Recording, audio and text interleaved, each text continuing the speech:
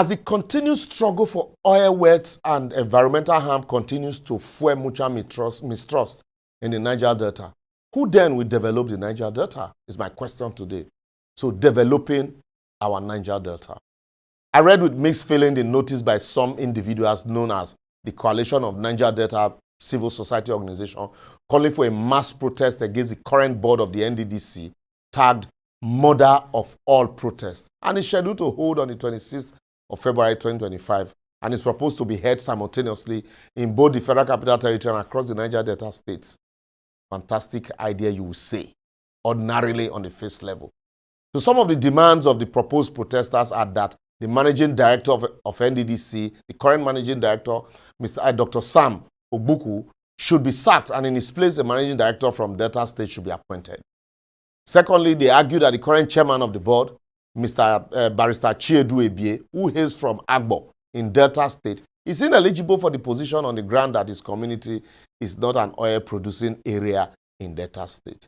So if you ask me, how does this agitation, as good as agitation is, how does it add to the development of the region?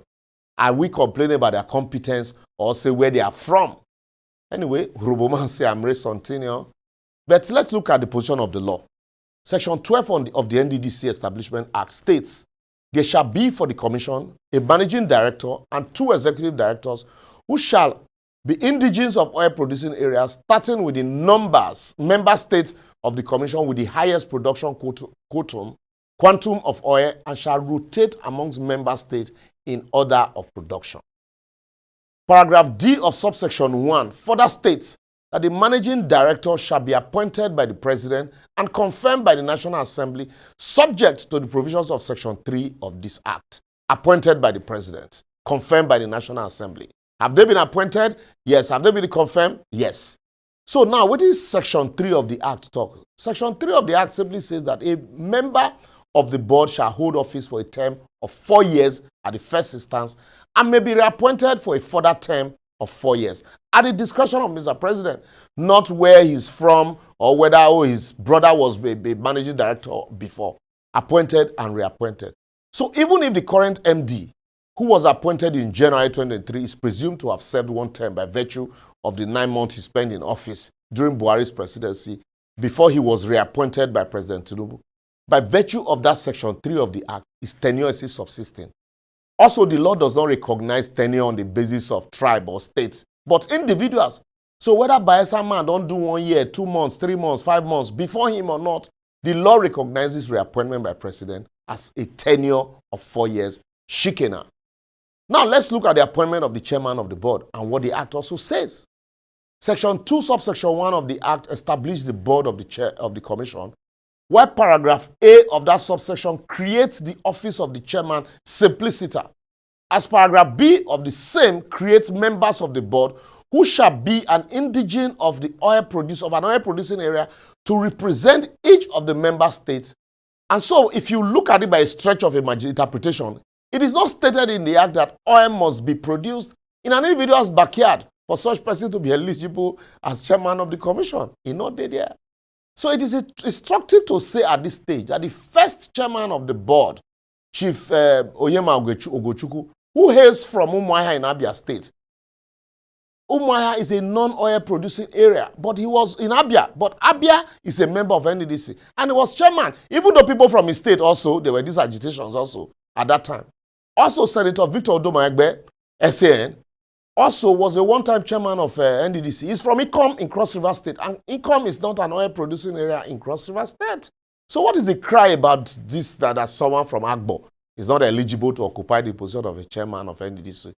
Do we actually want development of the region or a creation of jobs for the boys? Because certainly, for me, this protest is not about development of the region, but struggle for food by people who are feeling left out of the dining table. That's simply what it is.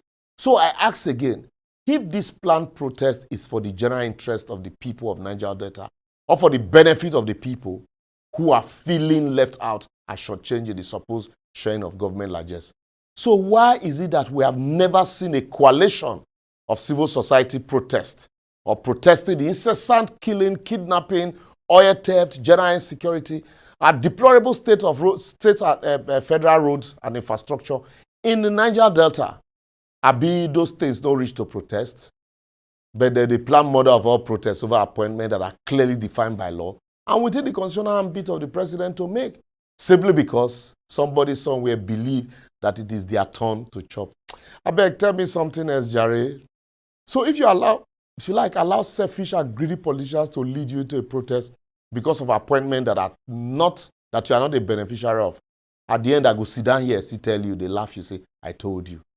The NDDC in its 25 years of existence had 16 managing directors, 9 chairmen, and 1 sole administrator. And all of this incessant change is as a result of this, it is our turn to chop mentality. Hence, we take 10 steps forward and 30 steps backward in the developmental progress or process of the region. So the question then is, can the Niger Delta truly develop in the absence of any stability? The answer is good as mine. So we move forward. You appoint a board today, we fight, and then bring another one. How are you going to stabilize and develop? How will you draw up a master plan? So I will therefore advocate to ensure proper development and adherence to the developmental master plan of the region and other regional agencies recently established by the federal government. The government must ensure stability of tenure in board appointment to ensure that the members are not consistently looking above their shoulder if their job is secured or not, as so doing might result to sycophancy and corruption, as professionalism will be sacrificed at the altar of chop, I chop, and I service.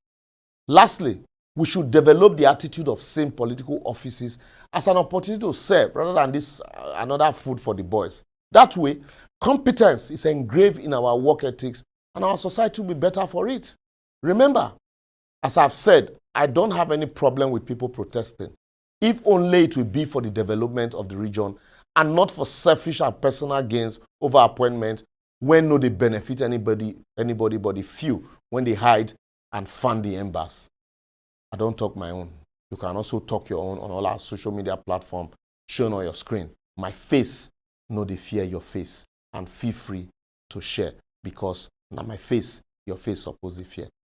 Our Niger Delta is a region of unparalleled ecological richness, characterized by its intricate network of waterways, lush mangrove forests, and diverse ecosystem. However, the serene beauty of this landscape has been damaged by persistent environmental menace, oil spill, and this mindset of chop, I chop. We can't allow it to continue. See you next week.